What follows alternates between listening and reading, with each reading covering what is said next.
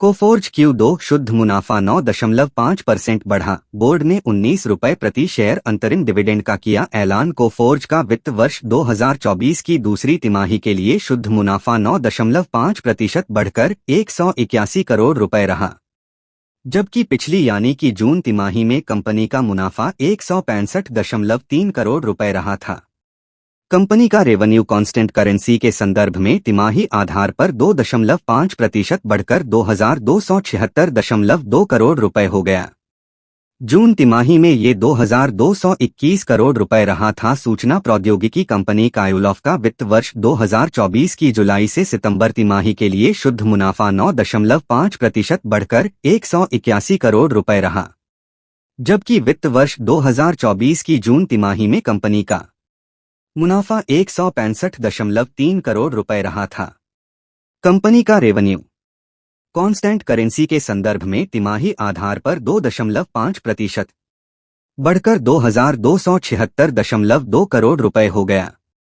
ये जून तिमाही में 2221 करोड़ रुपए रहा था।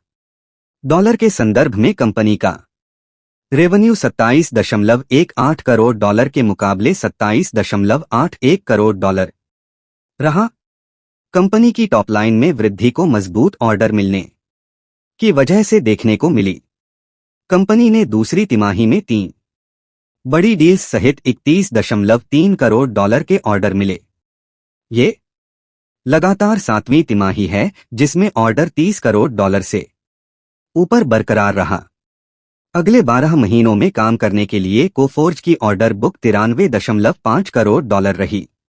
इसमें सालाना आधार पर 16.6% की वृद्धि देखने को मिली है।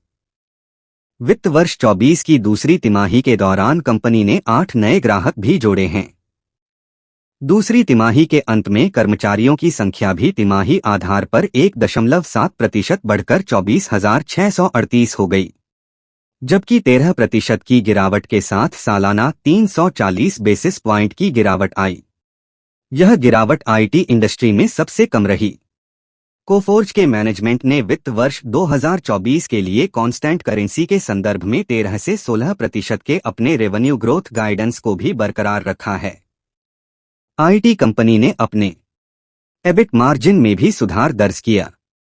कंपनी की एबिट मार्जिन जुलाई से सितंबर तिमाही में 11.6% पर रही है, जबकि इसकी पिछली तिमाही में यह 10.4% पर रही थी।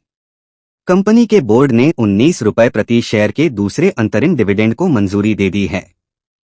इसकी रिकॉर्ड तारीख 2 नवंबर तय की गई है।